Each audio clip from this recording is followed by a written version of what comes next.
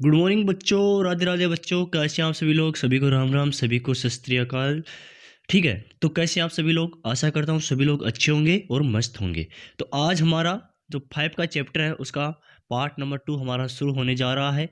और मैं उम्मीद करूँगा इस पार्ट के अंदर पार्ट नंबर जो 2 है वो आपका कंप्लीट कर देंगे। जो भी इंपॉर्टेंट क्वेश्चन बनते हैं सारे के सारे हम डिस्कस करने वाले हैं। ठीक है, बात इस बात पर डिपेंड करती है पीछे के जो भी मैंने 4 टॉपिक करवाए हैं, 4 चैप्टर जो कंप्लीट करवाए हैं उसको सारा का सारा आपको कंप्लीट कर लेना है। ठीक है ना? और ये बात ज़रूर ध्यान में रख लेना कि जो भी मैंने बताया है उसमें से बाहर कुछ नहीं जाने वाला है। लास्ट 1-2 क्वेश्चन बाहर जाने वाले हैं जिससे आपको कुछ फ़र्क नहीं पड़ने वाला है, क्योंकि हमें सिर्फ वही चीज़ें पढ़नी है जो एग्ज़ाम में आती हैं। क्योंकि अभी इतना टाइम हमारे पास में नहीं है कि हम सारा का सारा सिलेबस कवर करें। तो जितना बता रहा हूँ उतना कर लीजिए, बाकी एग्ज़ाम में देखा जाएगा कि पेपर कैसा हो रहा है। ठीक है ना? तो आपको रिव्यू ज़रूर देंगे अपन, है ना? देखिए, तो आज हम शुरू करने वाले हैं जो हमारा चैप्टर नंबर 5 है उसका पार्ट नंबर 2 है। उसके अंदर हमने शॉर्ट वाले क्वेश्चन सारे करवा दिए हैं। आज मैं बात करने वाला हूँ किसकी? निबंधात्मक क्वेश्चन की और लघु उत्तरात्मक क्वेश्चन के बारे में बात करने वाला हूँ। मोस्टली आप इसको निबंधात्मक बोल सकते हो। एंजाइम क्या होते हैं? एंजाइम के बारे में मैंने बता दिया आपको। रक्त का दोहरा परिसंचरण किसे कहते हैं, समझाइए। वसा का पायसीकरण क्या होता है? ये इंपॉर्टेंट, थोड़ा सा ये लिख लीजिए। वसा का वसा का पायसीकरण वसा का पायसीकरण क्या होता है? वसा का पायसीकरण क्या होता है? पहले इसका उत्तर लिखेंगे फिर हम समझेंगे क्या होता है। लिखिएगा, वसा में वृहत अणुओं की छोटी छोटी गलिकाओं में विखंडन करना। वसा का वसा का वृहत अणुओं में वसा के वृहत अणुओं का छोटे छोटे टुकड़ों में विखंडन करना। अणुओं का छोटे छोटे टुकड़ों में छोटे छोटे टुकड़ों में विखंडन करना क्या कहलाता है? पायसीकरण कहलाता है। क्या कहलाता है? पायसीकरण कहलाता है। पायसीकरण कहलाता है। ठीक है, अगले हम देखेंगे पायसीकरण हमारा हो गया है। पायसीकरण या फिर इंसिफिकेशन कहलाता है। पाचन की परिभाषा दीजिए। अगला क्वेश्चन लिख लीजिए, पाचन की परिभाषा दीजिए। पाचन की परिभाषा दीजिए। पाचन की परिभाषा दीजिए। अब हम समझेंगे इसके बारे में, पाचन के बारे में। पाचन छोटे छोटे भोजन अयोग्य अणुओं को तोड़ने की प्रक्रिया है जिसका उपयोग शरीर को ऊर्जा उत्तक समर्पित करने के लिए से करता है। पाचन जीवनी प्रक्रिया है जो लगभग सभी जीवों में रहती है। लिखिए, पाचन पाचन वह क्रिया है पाचन वह क्रिया है जिसमें भोजन छोटे छोटे अणुओं में टूटकर या कणों में टूटकर हमारे शरीर को ऊर्जा प्रदान करता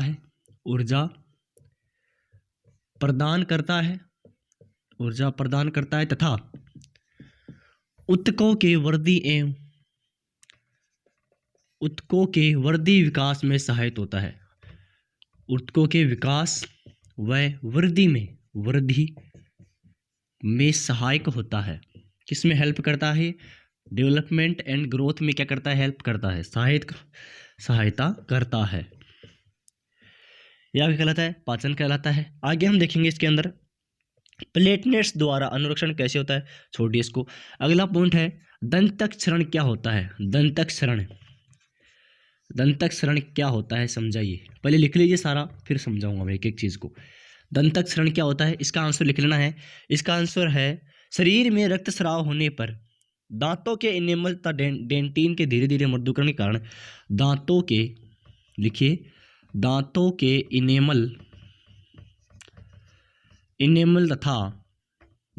इनेमल तथा धीरे धीरे मृदुकरण के कारण धीरे धीरे मृदुकरण के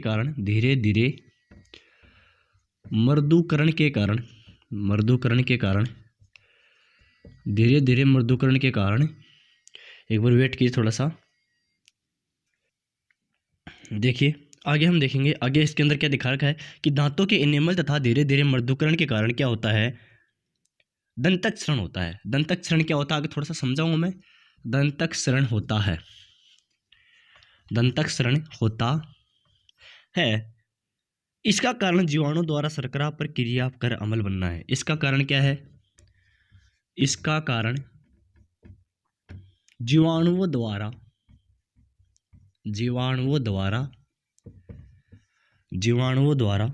शर्करा पर क्रिया करके शर्करा पर क्रिया करके शर्करा पर क्रिया करके अम्ल बनना है। क्या है, अम्ल बनना है, अम्ल बनना है। नेक्स्ट क्वेश्चन हम देखने वाले हैं, इसके अंदर है पोषण के आधार पर जीव कितने प्रकार के होते हैं समझाइए। ये क्वेश्चन इंपॉर्टेंट है, आप स्वयं करेंगे इसको। पोषण के आधार पर, डबल स्टार लगा लीजिए इसको।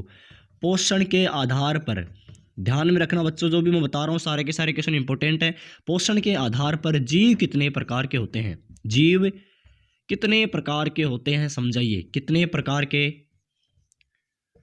होते हैं, कितने प्रकार के होते हैं समझाइए। इसमें आपको मैं सिर्फ हाईलाइट कर देता हूँ कौन से पॉइंट है आपका। एक तो इसके अंदर हो जाएगा स्वयं पोषी या फिर स्वपोषी, जिसको आप बोल सकते हो स्वयं पोषी, या फिर एक होता है विषम पोषी। क्या होता है, विषम पोषी। अब इसको आपको खुद को करना है। स्वयं पोषी क्या होता है, जो खुद अपना भोजन तैयार करते हैं सूर्य के प्रकाश की उपस्थिति में, कार्बन डाइऑक्साइड की उपस्थिति में अपना भोजन स्वयं तैयार करते हैं, वो तो कहलाते हैं आपके स्वयं पोषी। इसके अंदर सारे के सारे उत्पादक आ जाएंगे, घास हो गया, सजीव वस्तु हो जाएंगे, ठीक है। दूसरी बात मैं करूं, इसके अंदर विषम पोषी। विषम पोषी क्या होता है, जो दूसरों पर निर्भर करते हैं। ऐसे जीव जो दूसरों पर निर्भर करते हैं और दूसरों से अपना भोजन प्राप्त करते हैं, वो बोलते हैं विषम पोषी, ठीक है ना। इसके अंदर आपके मांसाहारी आ जाएंगे, सर्वाहारी हो जाएंगे, और उत्पादक के बाद उपभोक्ता वाले सारे के सारे कंटेंट इसके अंदर आ जाएंगे, ठीक है ना। ये आपको करना है, इंपॉर्टेंट क्वेश्चन है, ध्यान में रखना है। अब थोड़ा सा समझिए, पहले जितना मैंने करवाया वो पहले हम समझ लेते हैं। मैंने क्या बताया, वसा का पायसीकरण क्या होता है। देखिए वसा का बड़े बड़े अणु होते हैं। क्या होते हैं, वसा जैसे हमारे शरीर के अंदर प्रवेश करती है, जैसे हम किसी भोजन के रूप में वसा का ग्रहण करते हैं, तो क्या होता है, ऑलरेडी हमारे शरीर में वसा है, जिसको आप कोलेस्ट्रॉल बोलते हो। कोलेस्ट्रॉल का ऐसा चिकनास, जो भी चिकनाई हम खाते हैं, घी हो गया, मक्खन हो गया, तेल हो गया, उसके अंदर वसा जाती है। तो वसा शरीर में जाती है, तो जैसे उसका पाचन होता है, तो पाचन क्रिया के दौरान क्या होता है, जो वसा के जो बृहत अणु होते हैं, बड़े बड़े अणु होते हैं, वो क्या होते हैं, छोटे छोटे कणों में टूटते हैं। और इस प्रकार जो वसा का छोटे छोटे अणुओं में टूटने की जो प्रक्रिया होती है, प्रोसेस होती है, वो क्या कहलाती है, आपकी पायसीकरण कहलाती है। क्या कहती है, पायसीकरण कहलाती है। और इसमें आप आगे चलेंगे, पाचन की परिभाषा दीजिए। अब पाचन क्या होता है, सेम वही प्रोसेस है। पाचन क्या होता है कि जैसे ही हम शरीर के अंदर अन्न ग्रहण करते हैं या फिर भोजन ग्रहण करते हैं, तो भोजन आहार नाल से जाने के पश्चात हमारे अमाशय में गिरता है। कहाँ गिरता है, अमाशय में गिरता है। और अमाशय में इसमें यकृत और जो भी है अन्य है, जो अपने पाचक एंजाइमों की सहायता से, पाचक रसों की सहायता से, ठीक है ना, क्या होता है, भोजन का पाचन होता है। और ये फिर किस में जाता है, छोटी आंत में जाता है, मतलब क्षुद्रांत्र में जाता है। छोटी आंत में जाने पर जो ये क्या होता है, इनका छोटे छोटे टुकड़ों में क्या हो जाता है, विखंडन हो जाता है, मतलब टूटते हैं। और जैसे ही छोटे छोटे टुकड़ों में टूटते हैं, तो मतलब कि इसमें आप समझ सकते हो ग्लूकोज के रूप में पायरुवेट विखंडन, ग्लूकोज का विखंडन, ग्लूकोज के रूप में टूटते हैं और हमारे शरीर क्या करते हैं, एनर्जी प्रदान करते हैं, ऊर्जा देते हैं, जिससे हमें क्या होती है, हमारे शरीर के वृद्धि और विकास में क्या करते हैं, सहायता करते हैं। ऊतकों की वृद्धि संवर्धन में क्या करते हैं, सहायता करते हैं। ये आपकी कहलाती है, पाचन की प्रक्रिया कहलाती है, ठीक है ना। दंतक क्षरण क्या होता है, दंतक क्षरण क्या होता है, देखो दांत के ऊपर जो परत होती है, एनिमल की होती है। क्या होती है, दांत के ऊपर एनिमल की परत पाई जाती है। अगर हम इसका नष्ट होने लग जाए, मतलब कि दांत क्या होता है, जैसे हम शर्करा खा रहे हैं और शर्करा की उपस्थिति में क्या जो अम्ल होते हैं वो रिएक्शन करते हैं। देखो शर्करा जीवाणु का द्वारा शर्करा पर क्रिया करके, अब जो जीवाणु होते हैं, हमारे मुख्य जीवाणु होते हैं, वो क्या करते हैं, लार में उपस्थित होती है ना। वो जीवाणु क्या करते हैं, शर्करा जैसे शर्करा होती है उसके पास क्या करते हैं, क्रिया करते हैं, रिएक्शन करते हैं। और रिएक्शन करने के पश्चात क्या होता है, वो अम्ल का निर्माण कर लेते हैं, ठीक है ना। अम्ल का निर्माण करते हैं और क्या होता है, धीरे धीरे हमारे जो दांत होते हैं वो क्या होते हैं, नष्ट होना शुरू हो जाते हैं, मतलब कि क्षयित होना शुरू हो जाते हैं। इस प्रक्रिया को क्या कहते हैं, आपका दंतों का क्षरणकरण कहते हैं। अगला है पोषण के आधार पर जीव कितने प्रकार के होते हैं। पोषण के आधार पर मतलब कि भोजन प्राप्त करने के आधार पर जीव कितने प्रकार, वैसे तो मोस्टली बहुत प्रकार के, मोस्टली हमें दो चीज पढ़नी पड़नी। इसके अंदर स्वयंपोषी हो जाएगा और विषमपोषी हो जाएगा। स्वयंपोषी क्या होता है, ऐसे जीव जो अपना भोजन स्वयं प्राप्त करते हैं सूर्य के प्रकाश की उपस्थिति में। इनकी उपयुक्त जो चीजें होती है वो भी पूछ सकता है, कार्बन डाइऑक्साइड हो गई, सूर्य का प्रकाश हो गया, क्लोरोफिल हो गया, इसमें सारे के सारे पादप आ जाएंगे। ठीक है, दूसरा बात मैं करूँ किसका, विषमपोषी की। विषमपोषी क्या होते हैं, विषमपोषी वे होते हैं जो दूसरों से अपना भोजन प्राप्त करते हैं, अर्थात जो दूसरों पर निर्भर करते हैं, खुद नहीं बनाते हैं, दूसरों पर डिपेंड करते हैं। ठीक है ना, वो होते हैं विषमपोषी। अगला क्वेश्चन हम देखने वाले हैं, अगला क्वेश्चन हम देखेंगे, अगले देखिए आगे है, पौधों के शरीर में पोषण कैसे होता है, इस प्रक्रम की अभिक्रिया समीकरण लिखिए। ये आप खुद करेंगे कि पौधों के अंदर किस प्रकार से होता है। जो प्रकाश संश्लेषण वाला आपका है ना, वो आपको कंप्लीट करना है। उसके अंदर होने वाली 3 घटनाएं लिखिए, वो खुद लिखेंगे आप, आपकी बुक के अंदर नोट्स के अंदर सारा का सारा लिखाया हुआ है, आप देख सकते हैं। ठीक है ना, आगे देखेंगे हम। मेरे अकॉर्डिंग तो जो भी इंपोर्टेंट बनते हैं वो मैं करवाने वाला हूँ। अगला है, प्रकाश संश्लेषण प्रक्रम में होने वाली मुख्य घटनाओं को समझाइए। देखिए ये हम करने वाले हैं, प्रकाश संश्लेषण में लिखिए, प्रकाश संश्लेषण में, प्रकाश संश्लेषण में होने वाली प्रकाश संश्लेषण में होने वाली मुख्य घटनाओं को समझाइए। मुख्य घटनाओं को समझाइए, मुख्य घटनाओं को समझाइए। क्या होता है रे, मुख्य घटनाओं को समझाइए। अब हम समझेंगे कि प्रकाश संश्लेषण के दौरान कौन सी घटनाएं होती हैं। इसके अंदर देखिए मोस्टली 3 घटनाएं होती हैं, लेकिन 4 मैं लिखा रहा हूं आपको, क्योंकि आपको एक ना याद रहे तो दूसरी याद रहे तो अच्छा रहेगा। ठीक है ना, तो देखिए, तो मुख्य घटनाएं कितनी हैं आपकी, 3 हैं। तो शुरू करते हैं हम, यहाँ से है, क्लोरोफिल द्वारा प्रकाश ऊर्जा को अवशोषित करना। क्लोरोफिल द्वारा, क्लोरोफिल किसमें पाया जाता है, पत्तियों में पाया जाता है। किसमें पाया जाता है, क्लोरोफिल पत्तियों में पाया जाता है। क्लोरोफिल द्वारा प्रकाश को अवशोषित करना, प्रकाश को अवशोषित करना, क्या करना, अवशोषित करना। ठीक है ना, पहली घटना तो ये हो गई आपकी। दूसरी चीज ये प्रोसेस है पादप में भोजन बनाने की, घटना बोलते हैं उसको। दूसरा है आपका प्रकाश ऊर्जा को रासायनिक ऊर्जा में रूपांतरण। इसका मैंने क्वेश्चन भी दिया है प्री बोर्ड के अंदर, प्रकाश ऊर्जा का रासायनिक ऊर्जा में रूपांतरण, प्रकाश ऊर्जा का रासायनिक ऊर्जा में रूपांतरण, रासायनिक ऊर्जा में रूपांतरण। ठीक है ना, दूसरा पॉइंट ये हो जाएगा, जैसे वो प्रकाश ऊर्जा ग्रहण करेगा तो उसको रासायनिक ऊर्जा में कन्वर्ट करेगा जाइलम फ्लोएम के द्वारा। अगला है इसके अंदर H2 अणुओं का H2O2 में अपघटन। H2 अणुओं का H2 अणुओं का H2 अणुओं का H2 व O2 में H2 व O2 में अपघटन, H2 व O2 में क्या होता है, अपघटन होता है। चौथी है इसकी, चौथा है आपका CO2 का कार्बोहाइड्रेट में अपचयन।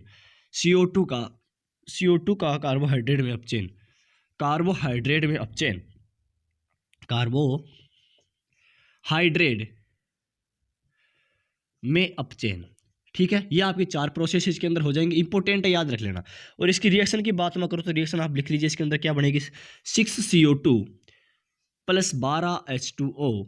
यहाँ पर सूर्य का प्रकाश या फिर क्लोरोफिल की उपस्थिति में करेंगे तो C6H12O6 से प्लस का 6O2। ठीक है ना, ये आपकी रिएक्शन हो जाएगी, इंपॉर्टेंट है, याद कर लेना। अगला क्वेश्चन देखिए, रंध्र क्या है, पादप में रंध्र खुलने व बंद होने की प्रक्रिया को समझाइए। ये क्वेश्चन आप खुद करेंगे। रंध्र क्या है, रंध्र क्या है, रंध्र क्या है, पादपों में खुलने व रंध्रों के, पादपों में रंध्रों के खुलने व बंद होने की प्रक्रिया समझाइए। खुलने व बंद होने की प्रक्रिया समझाइए, बंद होने की प्रक्रिया समझाइए। ठीक है, ये आप समझा देंगे। इसका मैं थोड़ा सा डायग्राम आपको बता देता हूं, इसका इस प्रकार से होता है। इसी तरह से हम दूसरा बनाएंगे और इसमें मोस्टली एस,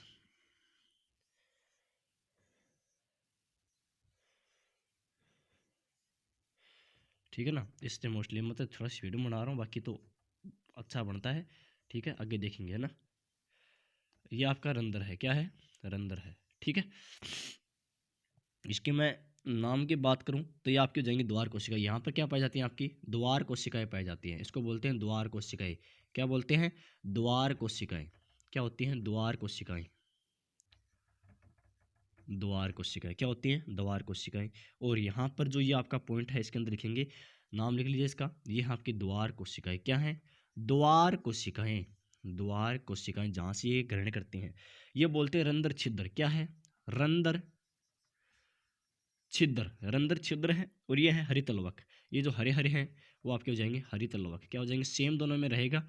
अब आपको पता कैसे लगेगा कि कौन सा अंदर खुला है कौन सा बंद है। अब यहाँ पर ये रहेगा ओपन एरिया स्पेस, ये ओपन है, जैसे मैं यहाँ से डार्क कर दूँ तो ये क्या हो जाएगा, क्लोज हो जाएगा, क्या हो जाएगा, क्लोज मतलब कि बंद हो जाएगा। तो ये खुला अंदर है, ये बंद अंदर है, इसको आप कर लेना, समझाएंगे, ठीक है ना। क्योंकि जब प्रकाश संश्लेषण की प्रोसेस होती है, प्रकाश संश्लेषण पादप भोजन बनाते हैं, तो क्लोरोफिल सूर्य प्रकाश जैसे आता है तो रंध्र पर खुल जाते हैं और क्या करते हैं, कार्बन डाइऑक्साइड वो ऑक्सीजन ग्रहण करते हैं, और ठीक है ना। आगे चलिए, कार्बन डाइऑक्साइड ग्रहण करते हैं, सूर्य प्रकाश ग्रहण करते हैं, आगे समझेंगे। अगला क्वेश्चन है हमारा, वो देखिए, एकोशिक जीव में पोषण विधि को समझाइए। एकोशिक जीव कौन से होते हैं, अमीबा और पैरामीशियम होते हैं, ठीक है ना, अमीबा और पैरामीशियम। मैं थोड़ा सा ब्रीफ में बता देता हूँ आपको, बाकी आप खुद कर लेंगे। एकोशिक जीवों में पोषण की विधि, देखो यहाँ पर आपको ये प्रश्न ऐसे भी दे सकता है कि एकोशिक जीव में पोषण की विधि, एकोशिक जीव में पोषण की विधि, पोषण की विधि। अब आपको ये भी दे सकता है और आपको या फिर ये भी दे सकता है, अमीबा क्या दे सकता है, अमीबा में पोषण की विधि, अमीबा में पोषण की विधि। अब अमीबा में पोषण की विधि कैसी होती है समझेंगे आप, अमीबा में पोषण की विधि कैसी होती है समझेंगे आप। देखिए एक बार वेट कीजिए थोड़ा सा।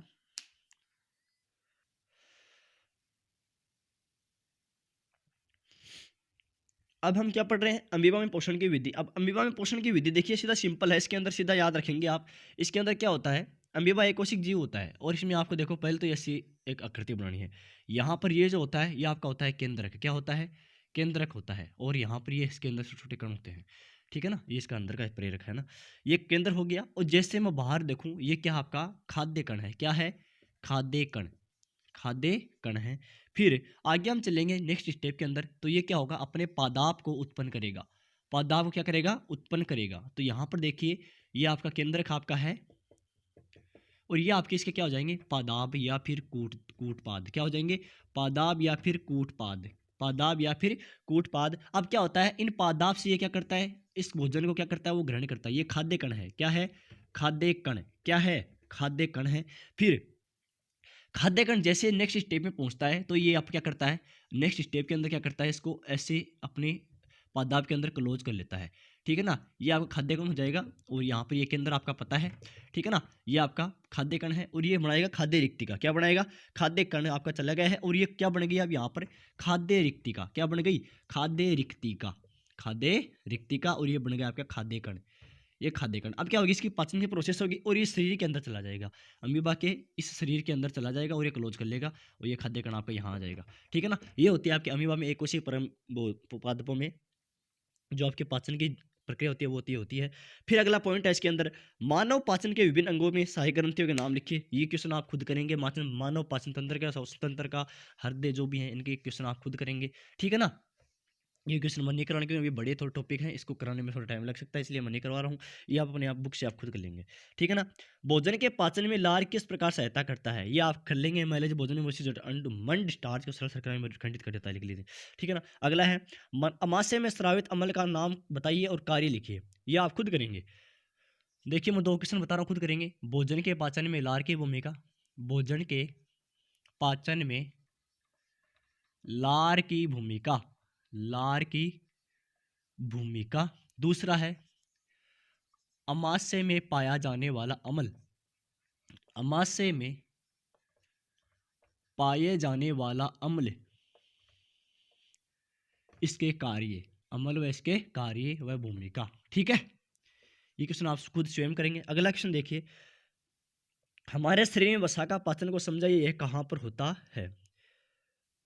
मानव में उपचित भोजन का अवशोषण कैसे होता है, छोड़िए क्वेश्चन नहीं आता है इसे, और आगे चलेंगे। आगे देखें, हाँ ये क्वेश्चन देखें इंपॉर्टेंट थोड़ा सा, वायवीय व अवायवीय श्वसन को परिभाषित कीजिए, वायवीय श्वसन व अवायवीय श्वसन को परिभाषित कीजिए, वायवीय व अवायवीय, वायवीय व अवायवीय श्वसन को परिभाषित कीजिए, श्वसन को परिभाषित कीजिए, परिभाषित कीजिए।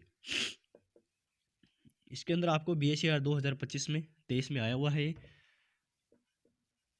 2023 में आया हुआ क्वेश्चन है, और इस बार चांसेस नहीं बनते हैं इसके, लेकिन मैं करवा दे रहा हूँ। इसके अंदर क्या होता है, वायवीय श्वसन के अंदर क्या होता है, ग्लूकोज का विखंडन होता है। किसका होता है, ग्लूकोज टूटता है, किसकी उपस्थिति में, ऑक्सीजन की उपस्थिति में ग्लूकोज ऑक्सीजन की उपस्थिति में क्या करता है, विघटन करता है, और इस प्रक्रिया में ग्लूकोज का ऊर्जा में बदल जाता है, और एक ऊर्जा किस में बदल जाती है, ऊर्जा में बदल जाता है। किसमें, ऊर्जा में बदल जाता है। वायवीय श्वसन के दौरान कार्बन डाइऑक्साइड या पानी जैसे पदार्थ बनते हैं, और इसके अंदर क्या बनता है, CO2 बनती है, प्लस में आपके H2 निकलती है। श्वसन के दौरान ग्लूकोज का एक अणु कोशिका कोशिका द्रव्य में टूटकर पायरुवेट में 2 अणु बनाता है, और जैसे ग्लूकोज का श्वसन के दौरान 2 अणुओं में टूटता है, कितने अणुओं में, 2 अणुओं में टूटता है, और क्या बनाता है, पायरुवेट के 2 अणु बनाता है। यह है पायरुवेट, पायरुवेट, पायरुवेट है, ये कितने अणु बनाता है, 2 अणु बनाता है। पायरुवेट कितने अणु बनाता है, 2 अणु में टूटता है। और वायवीय श्वसन में पायरुवेट ऑक्सीजन की उपस्थिति में कोशिका में माइटोकॉन्ड्रिया में जाकर ऊर्जा उत्पादन करते हैं, और कार्बन डाइऑक्साइड का पानी बनाता है। एक में तो कर देंगे आप ऊर्जा का उत्पादन, एक में कर देंगे CO2 प्लस का H2। ये आपको याद रखना है, ठीक है। श्वसन व प्रकाश संश्लेषण में क्या अंतर है, आप खुद करेंगे, इंपॉर्टेंट क्वेश्चन है, या फिर मैं करवा देता हूँ। देखिए थोड़ा सा आगे है इसके अंदर, मोस्ट जो मैं थोड़े बता देता हूँ आपको, बाकी जितना हो रहा है उतना करा देता हूँ। बाकी अगला पार्ट, नेक्स्ट पार्ट हम अगले वीडियो में कर देंगे, कोई दिक्कत नहीं है, कि 5-10 मिनट का थोड़ा सा और कर लेंगे, कोई दिक्कत नहीं है उसमें, ठीक है ना। एक दिन में देख लेना आप इसको, है ना। तो यहाँ तक मैं करवा रहा हूँ आपको। अगला क्वेश्चन है इसके अंदर, वायवीय श्वसन और अवायवीय श्वसन में अंतर। ये पॉइंट पॉइंट करवाऊंगा मैं, बाकी कल करेंगे, है ना। तो ये लास्ट क्वेश्चन लिख लीजिए, वायवीय अवायवीय श्वसन, अवायवीय श्वसन में अंतर, श्वसन में अंतर लिखिए। अब यहाँ पर आपको लिखना है, पहले बात करेंगे किसकी, वायवीय श्वसन की। किसकी, वायवीय श्वसन, वायवीय श्वसन। और बात करूँगा जिसकी किसी दूसरा, अवायवीय श्वसन, अवायवीय श्वसन। पहला पॉइंट लिख लीजिए इसके अंदर, वायवीय क्या होता है, यह O2 की उपस्थिति में होता है, यह O2 की उपस्थिति में होता है, O2 की उपस्थिति में होता है, O2 की उपस्थिति में होता है। इसमें हो जाएगा O2 की अनुपस्थिति में होता है, ये हो जाएगा O2 की अनुपस्थिति में होता है, O2 की अनुपस्थिति में होता है।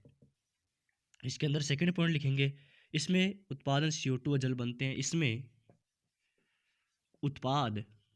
उत्पाद CO2 व जल बनते हैं, जल बनते हैं।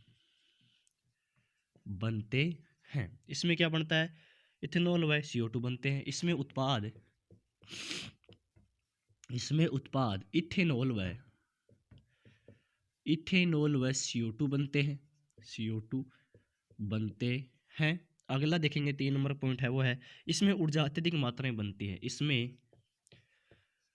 इसमें ऊर्जा अधिक मात्रा में बनती है, अधिक मात्रा में बनती है। और इसमें ऊर्जा कम मात्रा में बनती है, ऊर्जा कम मात्रा में बनती है। लास्ट पॉइंट लिखेंगे हम, 4 नंबर पॉइंट है आपका, यह जीवों में माइटोकॉन्ड्रिया में होता है, यह जीवाणु यष्टि में होता है, यह माइटोकॉन्ड्रिया में होता है, जीवों के माइटोकॉन्ड्रिया में होता है, यह जीवों के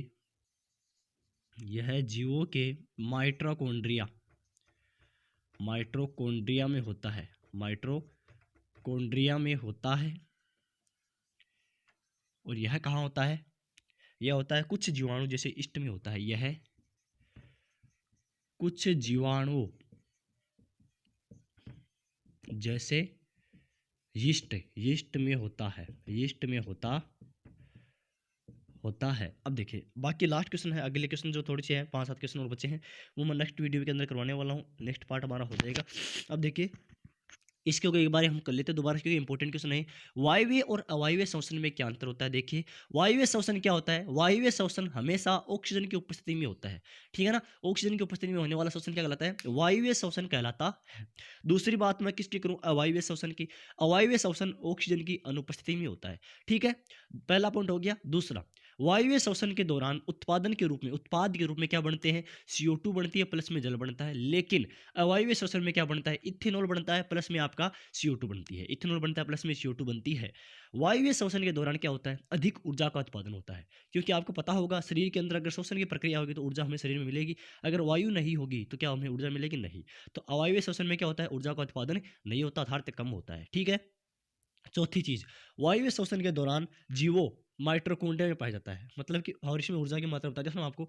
यह जीव माइटोकॉन्ड्रिया में बनती है। कहाँ पर होती है प्रक्रिया? जीवों के माइटोकॉन्ड्रिया में होती है। दूसरी यहाँ पर यह कुछ जीवाणु जैसे यीस्ट में संपन्न होते हैं अवायवीय श्वसन। ठीक है ना, तो याद कर लेना। मोस्ट इंपोर्टेंट क्वेश्चन जितने भी थे मैंने करवा दिए हैं, और नेक्स्ट पार्ट जो भी इसके बड़े वाले क्वेश्चन है, चित्र हो गए इसके, और ठीक है ना, उसके बारे में थोड़ा सा अंतर हो गया, धमनी शिरा में अंतर हो गया, लार और वो हार्मोन एंजाइम में अंतर हो गया, वो सारे के सारे मैं अगले बताने वाला हूँ। ठीक है ना, तो आई होप आप लोगों ने देखा होगा, अच्छे से समझा होगा, और सारे के सारे नोट किए होंगे। और जो भी मैंने क्वेश्चन जिनका आंसर नहीं बताया वो आप खुद तैयार करेंगे, और बोल दे रहा हूँ आपको मैं, जो जितना बता रहा हूँ उतना कर लीजिए। ठीक है ना, बाकी आपका लिए एकदम बिल्कुल सही है, बल्ले बल्ले आपकी पक्की है। ठीक है ना, आप जरूर कर लेना जितना बता रहा हूँ मैं। बाकी आप समझदार हो, समझाने की इतनी ज़रूरत नहीं है, क्योंकि आपके पास टाइम इतना बचे हैं। तो चैनल को सब्सक्राइब नहीं किया है तो सब्सक्राइब जरूर कर लेना, अपने दोस्तों के साथ में जरूर शेयर करना है। ठीक है ना, और नोटिफिकेशन को ऑन कर देना, ताकि जैसे ही मैं इसका नेक्स्ट पार्ट डालूँ तो आपको उसका नोटिफिकेशन मिल जाए और आप उस वीडियो से वंचित न रहे। लाइक जरूर करना और कमेंट जरूर बताना, अपना रिव्यू जरूर देना कि कैसा लगा video. Thank you, all the best.